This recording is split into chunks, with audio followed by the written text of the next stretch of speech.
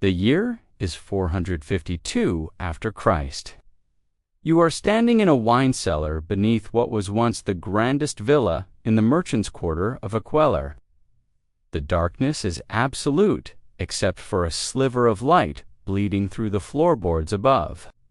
You can hear screaming distant at first, then closer. You press two small bodies against your chest. Your daughters have stopped crying. Now they only tremble. You do not know that your husband died on the walls 6 hours ago, an arrow through his throat. You do not know that the warriors hunting through the streets above have a specific protocol for women like you. You do not know that being the wife of a Roman tribune means you will not simply be killed. What you do know is that the footsteps are getting closer. Before we go deeper into what happened in that cellar, I'd love to know where you're watching from. It amazes me every time that a story this dark, this human, from 15 centuries ago can reach people across every continent. The city, burning above Aurelia Marcella's head, was not just any Roman settlement. Aquileia was one of the jewels of the Western Empire fortress city, guarding the gateway to Italy itself, home to over 50,000 souls, seat of imperial administration, and the last major obstacle standing between Attila's Hun army and the heart of Roman civilization. For 3 months, Tribune Gaius Petronius Marcellus had commanded sections of its defense. For 3 months, the walls had held against siege towers, battering rams, and relentless bombardment. For 3 months, Aurelia had rationed food for her daughters in that cellar, listening to the sounds of a city dying by degrees. When the walls finally collapsed on July 18th, it was not because the defenders broke. It was because stone can only withstand so much. The Hun warriors who poured through the breach did not come as a disorganized mob. They came with a system perfected over decades of conquest, from the steppes of Central Asia to the Balkans, a system that Roman historians would record in fragments, too disturbing for most modern textbooks to include in full. The Huns had learned something that many conquerors before them had not. Victory on the battlefield meant nothing if the conquered people retained their will to resist, and the Roman will to resist was built on foundations that went deeper than military strength. It was built on family honor, on bloodline purity, on the sacred, inviolable status of Roman wives and mothers. The Huns understood this, and so they developed methods specifically designed to shatter those foundations. What happened to the wives of Roman military commanders was not random brutality, it was strategic devastation. Let me take you back 7 years before Aurelia's world collapsed. The year is 445, and the city of Naissus, birthplace of Constantine, the Gratus, under siege. The city's commander, whose name history has preserved only as the Comnencensus, the Count of Naissus, stands on walls that have protected this crossroads of empire for centuries. He has a wife, 3 daughters aged 14, 11, and 8. He has sent them into hiding in the old Roman bathhouse beneath the administrative quarter. He believes the walls will hold.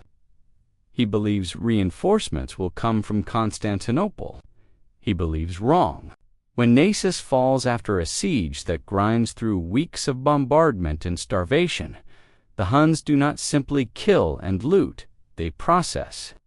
The Byzantine historian Priscus, who would later visit Attila's court as part of a diplomatic mission, recorded what happened next in language carefully chosen to be acceptable to his imperial patrons, but the meaning was clear to anyone who read between the lines. The families of military officers were identified, separated, evaluated by Hun women who served as assessors, determining value based on age, appearance, and potential uses. The wife of the Comnencensus was stripped of her Roman clothing, valuable fabric that could be traded. She was examined, assigned a value, and given to a Hun warrior whose rank entitled him to a captive of her status. Her daughters were separated from her. The oldest, at 14, was considered of breeding age. The youngest, at 8, was considered trainable for domestic service. The middle daughter occupied a category that Roman sources describe with euphemisms that barely mask the horror beneath. What the Huns wanted was not simply to capture these women. It was to ensure they could never return to Roman society, because Roman law and custom were unforgiving on this point. A woman who had been taken by barbarians, who had been used in certain ways, could never reclaim her former status. Her testimony in court became worthless. Her children, if she bore any after such treatment, were considered illegitimate. Her bloodline, the bloodline of a Roman military commander, was considered corrupted beyond repair. The Huns knew this. They exploited it with surgical precision. Priscus provides the most detailed window we have into this world. In 449, he traveled deep into Hun territory as part of an embassy. What he saw there changed his understanding of barbarian warfare forever. He met a Greek merchant who had been captured during the sack of Vimanacium years earlier.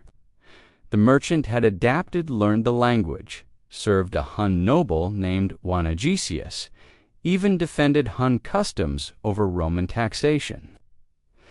But when Priscus pressed him about what had happened to the Roman women he'd seen taken during the conquest, the merchant wept. Even after years among the Huns, even after his accommodation to their way of life, there were things he could not speak of, things that made him weep to remember. Priscus also encountered a Roman woman at Attila's court. She had been captured at Vimanacium, given to Wanagesius, borne him children.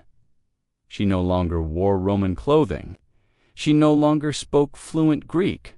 When Priscus addressed her in her native language, she initially did not respond though she had forgotten. Only when he persisted did she answer in halting phrases worn smooth by disuse. She told him her Roman name no longer mattered. She told him her children knew nothing of Rome. She told him she had been fortunate to be given to a noble who treated his women well by Han standards. Then she said something that Priscus recorded but did not elaborate on. Other Roman women were not so fortunate. What did she mean? The sources give us glimpses.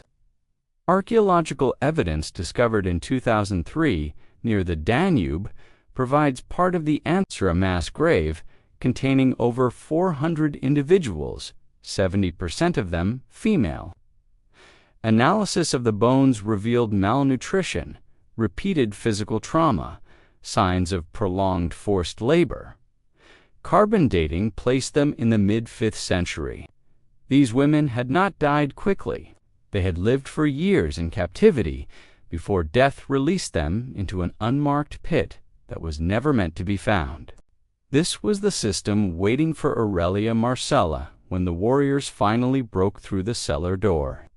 She was betrayed by a household slave who hoped to earn favor with the conquerors. The Hun warriors who found her did not kill her immediately. They recognized from her jewelry that she was a woman of status. They sent for an assessor. The assessor examined Aurelia and her daughters with the practiced eye of someone who had evaluated hundreds of captives. Through an interpreter, she asked whether Aurelia's husband was alive.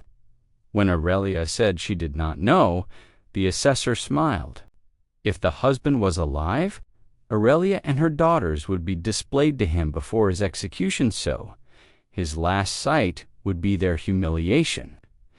This was standard protocol for families of officers who had led resistance. If he was already dead, they would be distributed according to their value. Aurelia, at 34, was considered past prime breeding years but still useful for domestic service and other purposes. Flavia, at 12, was considered of breeding age.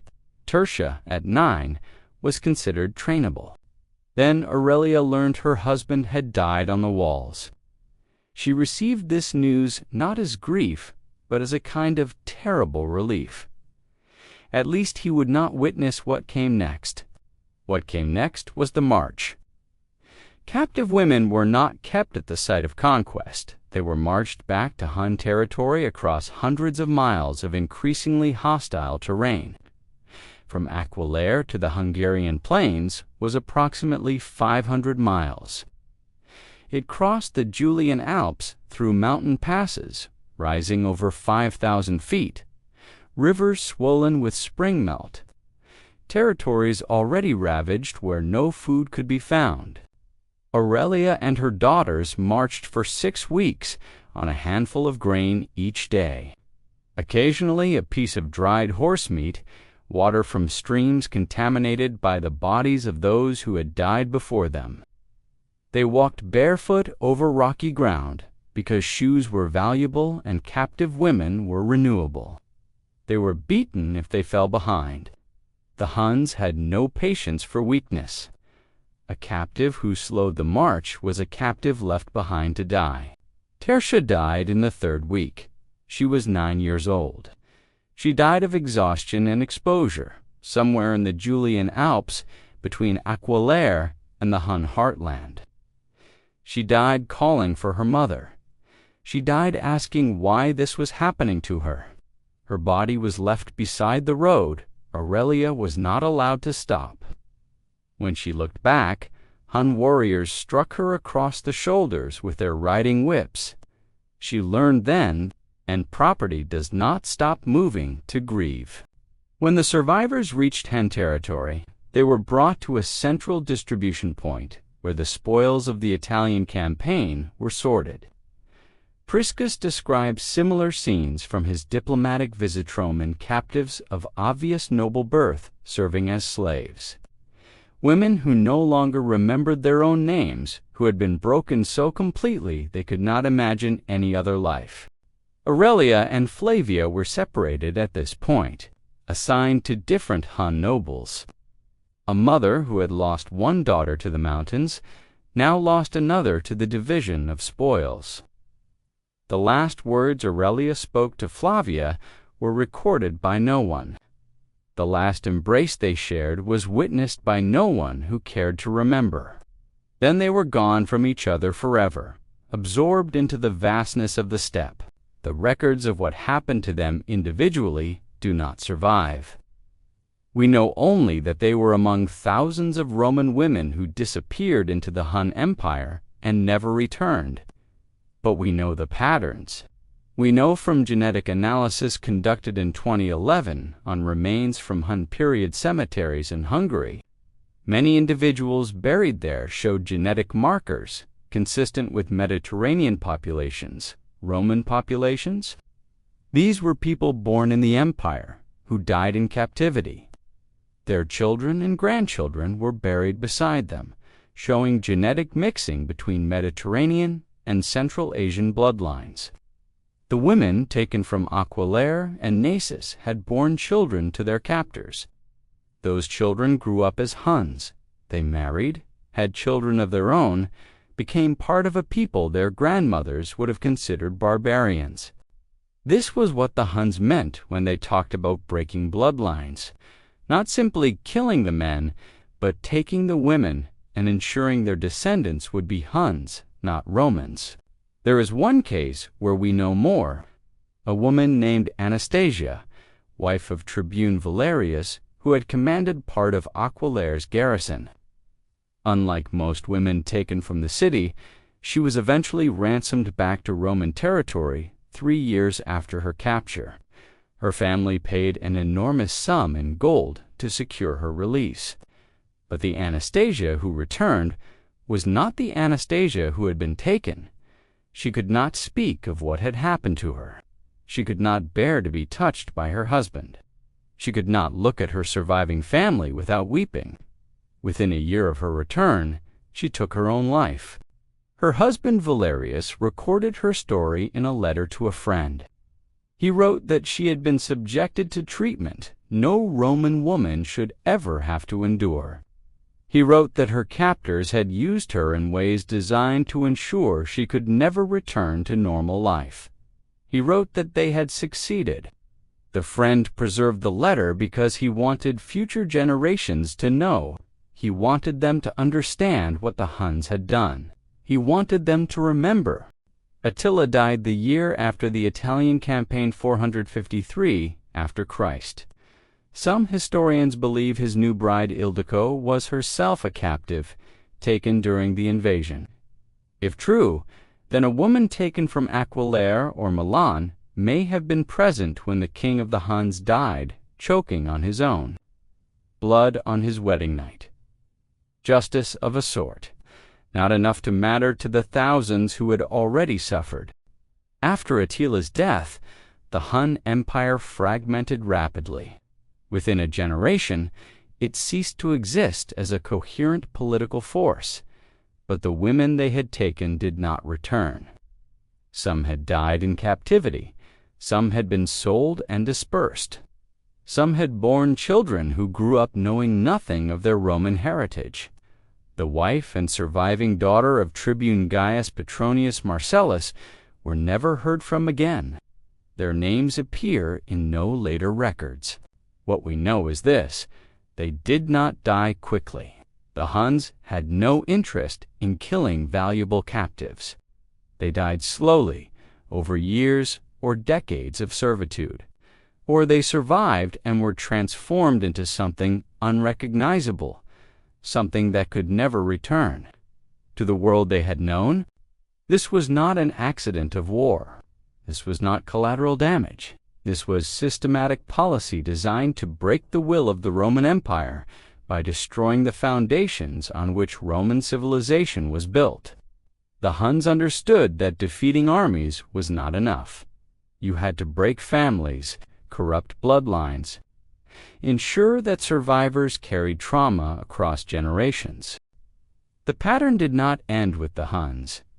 We see it in the Viking raids across medieval Europe, in the Mongol conquests. In conflicts within living memory, the methods change, the technology changes, the justifications change, but the fundamental logic remains. If you want to break a people completely, you target their families. You make suffering so intimate, so personal, so inescapable that resistance becomes unthinkable. The wives of Roman generals did not choose their fate. They did not choose to be born into military families. They did not choose to be present when the walls fell. What happened to them was not their fault, but it happened. And it happened to thousands whose names we will never know.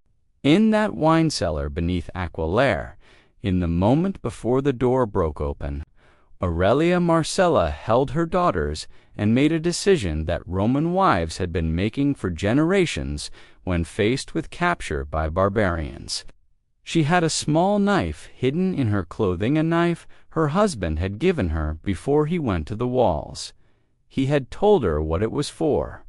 He had told her that death was preferable to what the Huns would do. But when the moment came, when the door splintered and the light poured in, Aurelia could not do it. She could not kill her daughters. She could not kill herself. She chose to live. She chose to hope that somehow, impossibly, they might survive.